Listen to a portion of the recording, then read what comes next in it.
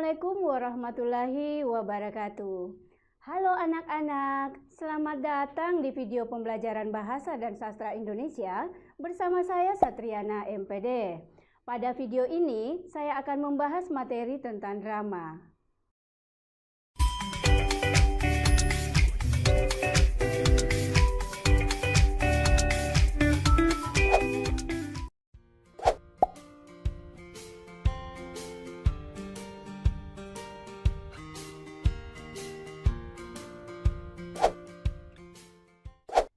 Anak-anak, pernahkah kalian menonton atau mementaskan sebuah drama? Di mana sajakah? Apakah di sebuah gedung? Atau di sekolah? Hanya kalian yang tahu. Menonton atau mementaskan sebuah drama tentunya dapat membuat seseorang mengenal berbagai macam karakter. Meskipun karakter yang dimunculkan dalam sebuah drama adalah karakter rekaan atau berdasarkan hayalan si penulisnya. Tetapi ada juga karakter yang dibuat berdasarkan kisah nyata, yaitu kisah seseorang yang dialihkan ke dalam sebuah tulisan, terutama naskah drama. Hal itu tentu saja diceritakan sesuai dengan kisah asli hidupnya. Anak-anak, untuk mengetahui lebih banyak tentang drama, sebaiknya anak-anak harus memahami lebih dulu tentang pengertian drama itu sendiri. Kata drama sejak dulu hingga kini bukanlah kata yang tidak asing lagi. Mengapa? Karena berbicara tentang drama berarti ada kaitannya dengan kisah, akting, pementasan, dan sebagainya.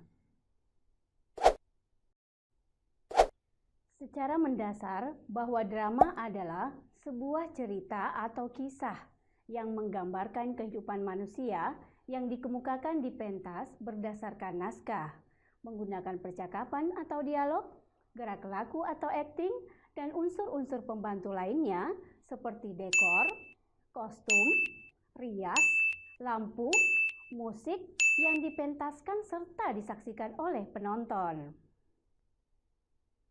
Anak-anak, marilah kita saksikan contoh teks cerita berikut ini yang berjudul Panembahan Reso, karya W.S. Rendra.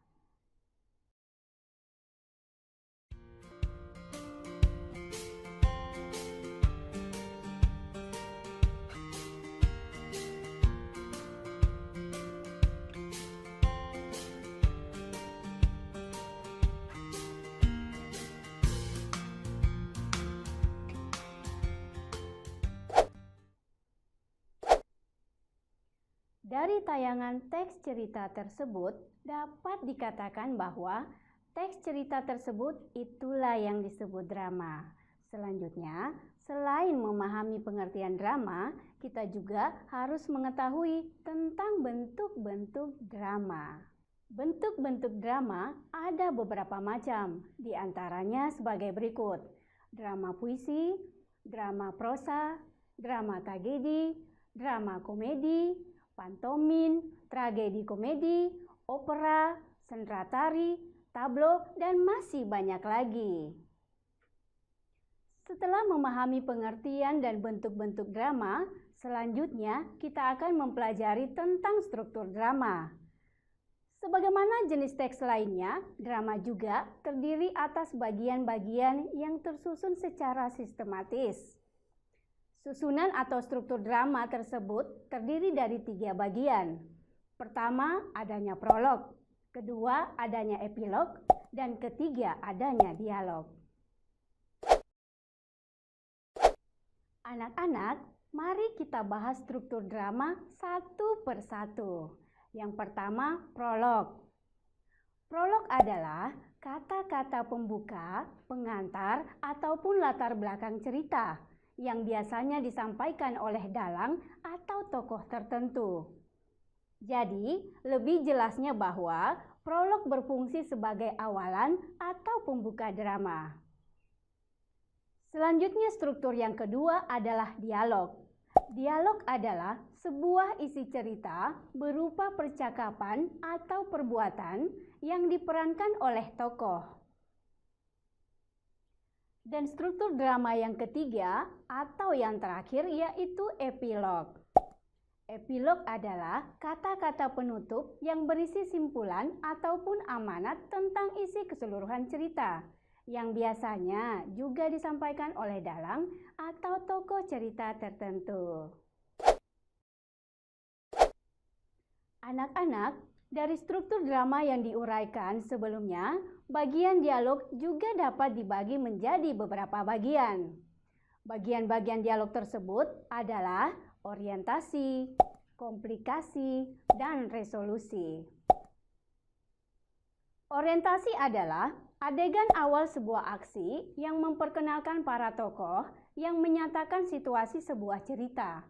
Dengan menunjukkan konflik yang akan dikembangkan dalam bagian utama cerita, dan ada kalanya kita membayangkan resolusi yang akan dibuat dalam cerita itu.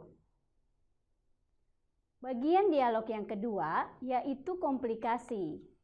Komplikasi adalah bagian tengah cerita dengan mengembangkan konflik di mana sang tokoh pahlawan atau pelaku utama menemukan rintangan-rintangan antara dia dan tujuannya hingga bagaimana mencari solusi dari masalah yang dihadapinya. Selain itu, bagian dialog dalam drama yang ketiga atau yang terakhir yaitu resolusi. Resolusi adalah keadaan konflik yang mulai mengendur karena telah didapat jalan keluar dan akhirnya konflik tersebut terselesaikan. Atau dengan kata lain, sang tokoh utama mendapatkan ide untuk memecahkan masalah dalam komplikasi cerita. Anak-anak, setelah kita memahami struktur drama, kita melanjutkan tentang unsur-unsur drama. Unsur-unsur drama juga terbagi dalam beberapa unsur, yaitu unsur yang pertama adalah alur atau yang biasa disebut dengan plot cerita atau rangkaian peristiwa yang dijalin sedemikian rupa dengan alur tertentu sehingga dapat mengungkapkan gagasan penulis. Unsur yang kedua adalah penokohan.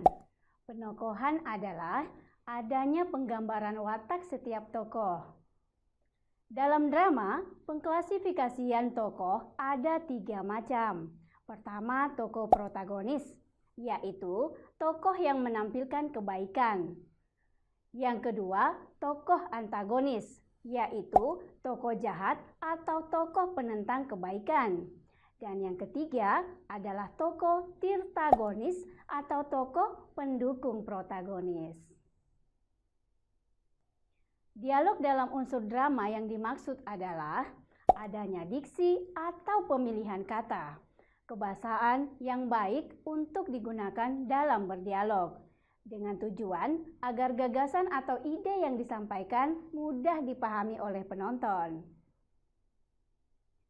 Tema adalah gagasan atau ide yang menjalin struktur isi drama, baik yang menyangkut segala persoalan kemanusiaan, kekuasaan, kasih sayang, kecemburuan, dan sebagainya. Dan yang terakhir adalah amanat, yaitu ajaran moral didaktis atau yang bersifat mendidik yang disampaikan dalam drama kepada pembaca atau penonton. Demikianlah tadi pembahasan tentang drama.